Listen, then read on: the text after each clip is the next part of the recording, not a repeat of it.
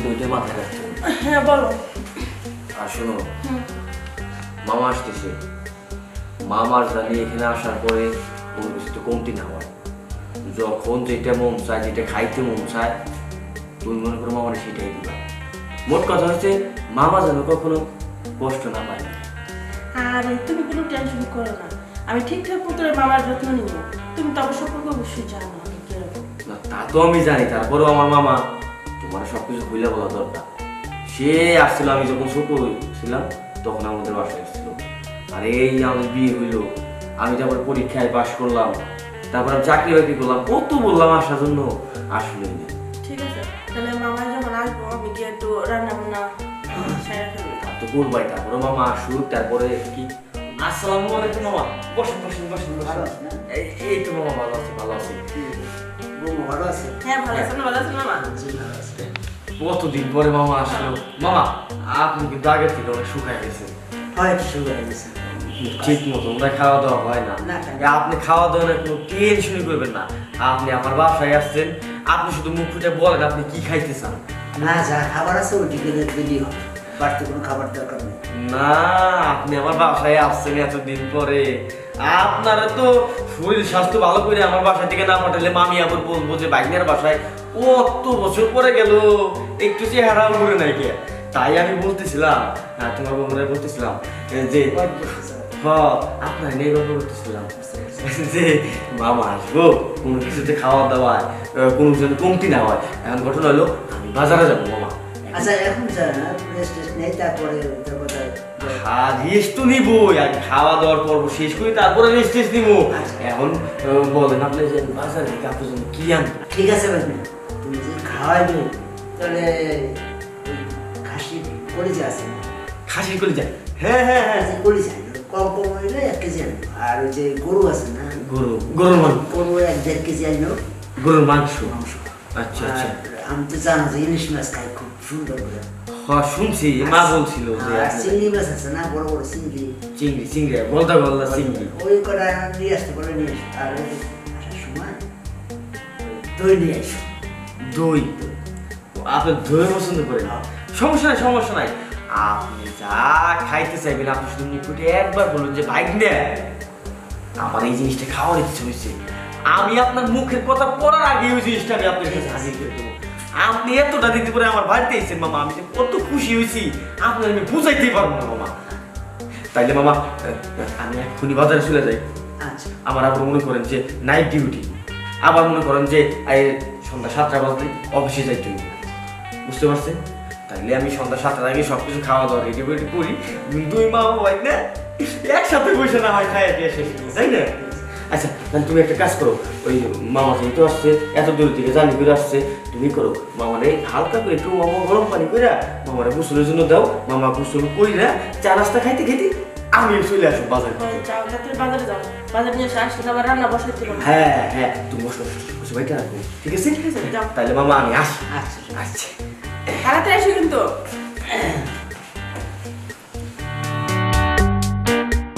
বৌমা গ্যাস পারেন না সময়। ঠিক আছে মামা, তো বসেন আমি নিয়ে আচ্ছা আসছি। ঠিক আছে।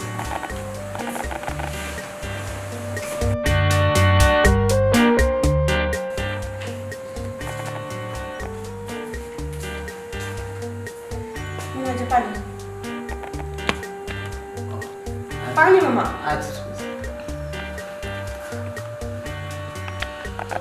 বসো।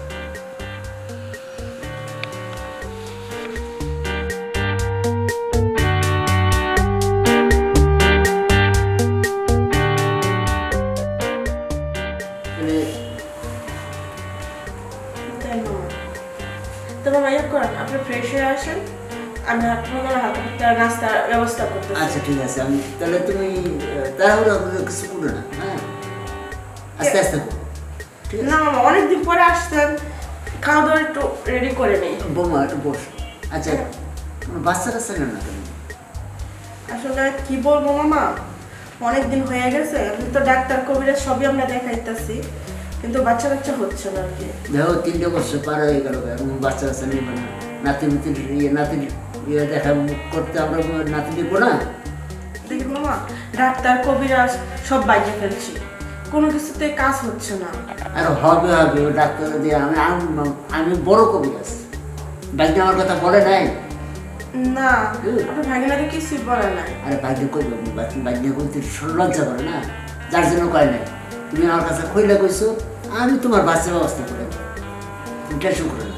কি কর মামা, ও আপনি এত জানেন আর আমি এত কষ্ট করলাম এতদিন। আরে বাবা, আমি বড় কবিরাজ।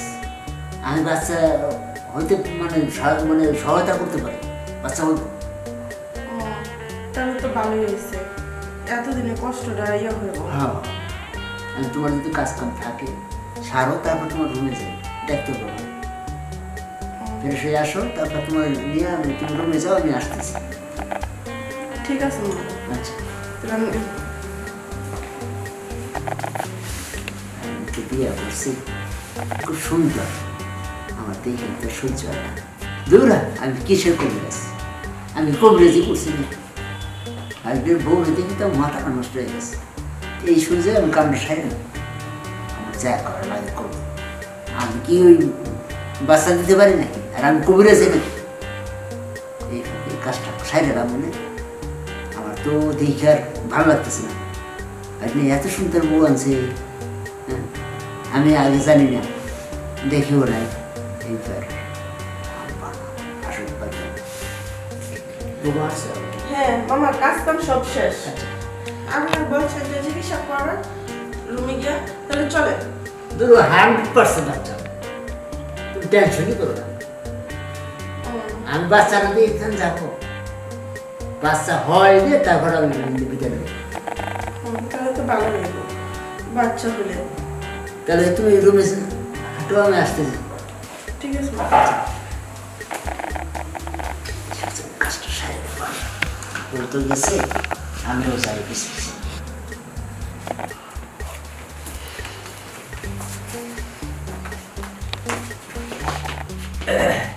মামা, আপনি যে এত বড় কবিরাজ, এটা তো আমি জানতাম না। আরে তোমরা জানবা কিভাবে? তোমরা কি খোঁজ খবর রাখো আমার, বা যোগাযোগ করে রাখো? আমি আজকে আইসি, আমি আজকে শুনলাম, চারজন জানতে পারলাম জিনিসটা, বুঝো নাই? হ্যাঁ মামা। এখন তাহলে তোমার তো আমার দেখতে হবে একটু। হ্যাঁ মামা। তাহলে একটু কাপড়টা খুলো, আমি একটু দেখি তোমার। কাপড় খুলতে হইব? ওই যে কাপড়টা উপরে, কাপড়টা নিচে নামাও, খোলার কথা বলছি কিনা একটু দেখতে হবে। তোমার একটু বার করো একটা।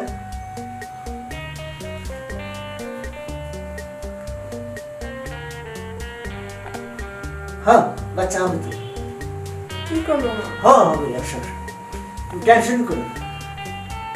তাই? হ্যাঁ, তাহলে এতদিন যে ডাক্তার কবিরাজের বাড়াত গেলাম, সবাই তো করলো যে বাচ্চা হবে না।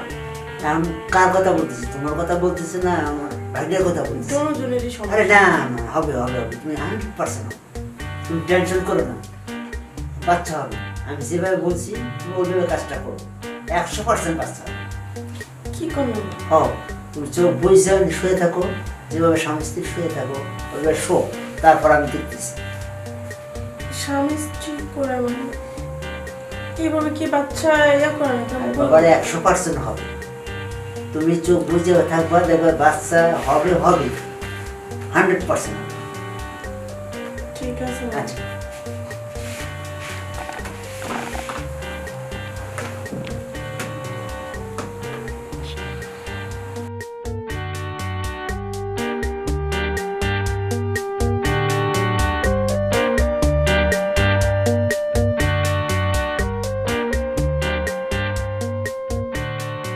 আপনি বাগিনায় যা করে আপনি যদি তাই করতেছেন।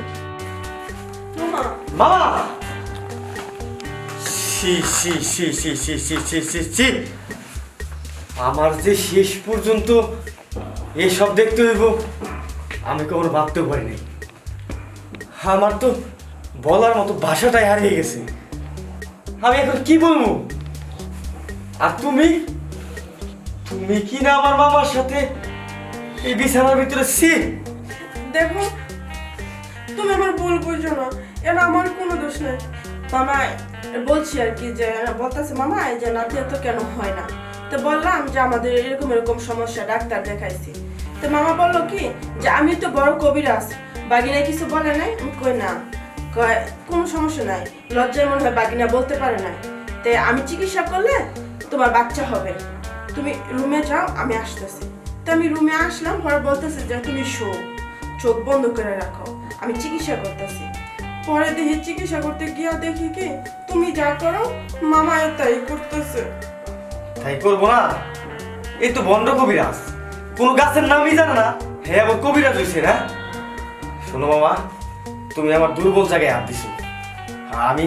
তুমি যদি আমার মামা না হইতে না, তাহলে তোমার যে আমি কি করতাম আমি নিজেও জানি না। শোনো, তোমার একটা কথা বলতেছি আমি, তুমি আজকের পর থেকে আর কোনো দিন এই বাড়ির ত্রিসীমানায় আসবে না, আর কখনো যেন তোমার ছায়া পর্যন্ত আমার বাড়িতে না পড়ে। যাও, এক্ষুনি আমার বাসা থেকে বেরিয়ে যাও।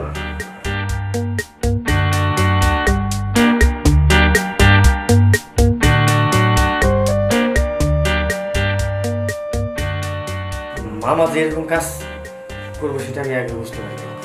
শোনো, তোমার একটা কথা বলি, বলো। এই মানুষে কি বললো না বললো, কে বাচ্চা দিল আর না দিল, দিতে পারবো না দিতে পারবো, এইটা নিয়ে তুমি আর কোনো মাথা ঘামাইও না, কারণ আল্লাহ না দিলে আমাদের বাচ্চা কখনো হইব না। বুঝতে পারছো? হ্যাঁ ঠিক আছে, এরকম বলতে কখনো না হয়, আর এই সমস্ত কথা বাহিরে না যায়। ঠিক আছে। যাও।